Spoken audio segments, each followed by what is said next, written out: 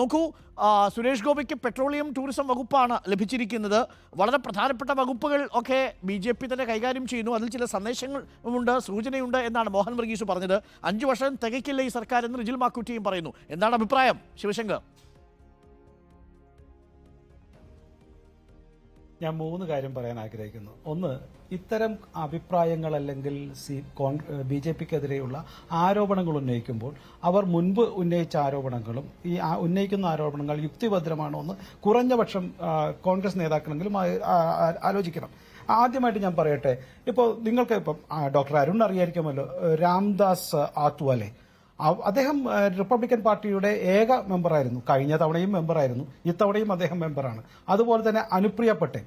BJPക്ക് കഴിഞ്ഞ തവണ UPയിൽ നിന്ന് ഇത്രയേറെ സീറ്റ് കിട്ടിയിട്ടും ഒരു സീറ്റാന്ന് തോന്നുന്നു അവർക്ക്, 1 സീറ്റോ 2 സീറ്റോ കിട്ടിയിട്ടും അവർ കഴിഞ്ഞ തവണ 2 തവണയും അവർ മന്ത്രിയായിരുന്നു. അത് പ്രത്യേകിച്ച് ആരോഗ്യ വകുപ്പിലെ വളരെ ശക്തിയായ മന്ത്രിയായിരുന്നു. അവർക്ക് ഒരു കംപ്ലൈന്റും ഉണ്ടായിരുന്നില്ല. അപ്പോൾ BJPക്ക് സ്വന്തമായി ഭൂരിപക്ഷം കിട്ടിയിട്ടും പ്രത്യേകിച്ച് UPയിൽ നിന്ന് അത്തരത്തിലുള്ള ഒരു കക്ഷിയുടെ ആവശ്യമില്ലാഞ്ഞിട്ട് പോലും BJP മുന്നോട്ട് വെച്ചിരുന്ന ഈ ആശയങ്ങൾ, ഈ 2 പേരുടെ കാര്യം മാത്രം എടുത്താൽ മതി, അവർ ഇത്തവണയും മന്ത്രിയായിരിക്കുന്നു. അതുകൊണ്ട് BJPക്ക് ഘടകകക്ഷികളെ നിർത്താൻ അറിയില്ല, അല്ലെങ്കിൽ ഞങ്ങൾക്ക് സ്വതന്ത്രമായി ഒറ്റയ്ക്ക് ഭൂരിപക്ഷം കിട്ടിയപ്പോൾ ഘടകകക്ഷികളെ ഞങ്ങൾ ഏറ്റെടുത്തിരുന്നില്ല എന്നുള്ള വാദമുഖങ്ങൾ തെറ്റാണ്. പിന്നെ ഞാൻ കൂടുതൽ പറയുന്നില്ല. ഇത്തവണ ഇപ്പോൾ റവനീത് സിംഗ് ബിറ്റുവിന്റെ കാര്യം എടുത്താൽ പോലും തോറ്റിട്ട് പോലും ഞങ്ങൾ എന്തുകൊണ്ടാണ് അത്തരത്തിലുള്ള ഒരാളെ വീണ്ടും BJP മന്ത്രിസഭയിലേക്ക് എടുത്തത് എന്നുള്ള കാര്യങ്ങളൊക്കെ ചിന്തിച്ചാൽ BJP എന്താണ് ഈ അടുത്ത തിരഞ്ഞെടുപ്പിലേക്ക് ഉദ്ദേശിക്കുന്നതെന്ന് കൃത്യമായിട്ട്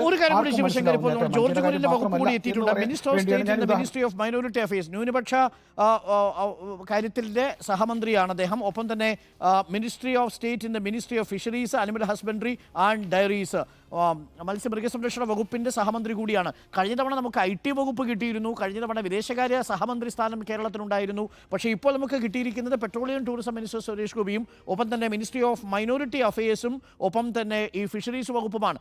മികച്ച വകുപ്പുകളാണ്. പക്ഷേ കേരളത്തെ അവഗണിക്കുന്നുണ്ടോ വകുപ്പ് വിഭജനത്തിലെങ്കിലും എന്നൊരു ചോദ്യം കൂടി പ്രസക്തമല്ലേ ശിവശങ്കർ?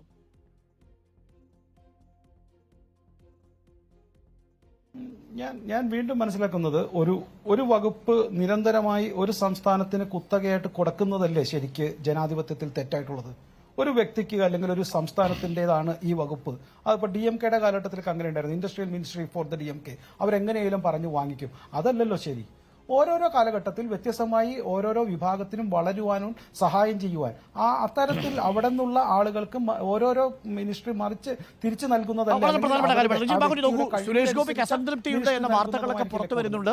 ചിലരെങ്കിലും അത് സ്ഥിരീകരിക്കുക കൂടി ചെയ്യുന്നു. പറഞ്ഞോളൂ അരുൺ, ഒരൊറ്റ മിനിറ്റ്.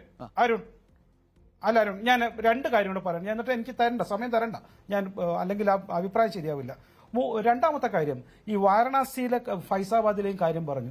നിങ്ങൾ മനസ്സിലാക്കേണ്ടത്, ഇതുവരെ UPയിലെ ജനങ്ങൾക്ക് ജനാധിപത്യ ബോധമില്ല എന്ന് പറഞ്ഞല്ലേ നിങ്ങൾ കളിയാക്കിയിരുന്നത്. ഇപ്പൊ പെട്ടെന്ന് ഫൈസാബാദിലും വാരണാസിയിലും BJP തോറ്റപ്പോൾ പെട്ടെന്ന് അവിടെ ജനാധിപത്യ ബോധം വരുന്നു UPയിലെ ജനങ്ങൾക്ക്. പിന്നെ കോൺഗ്രസ് നേതാക്കൾ പറഞ്ഞതുപോലെ പ്രതിപക്ഷത്തെ ഇത്രയേറെ അടിച്ചമർത്തിയിട്ട് പോലും അവർക്ക് ജനങ്ങളുടെ പിന്തുണ കിട്ടുന്നില്ലെങ്കിൽ സത്യത്തിൽ നിങ്ങളാണ് ജനകീയ പിന്തുണയ്ക്ക് എന്തെങ്കിലും കാര്യമായിട്ട് പരിശോധിക്കേണ്ടത്. നിങ്ങളുടെ ജനകീയ പിന്തുണയാണ്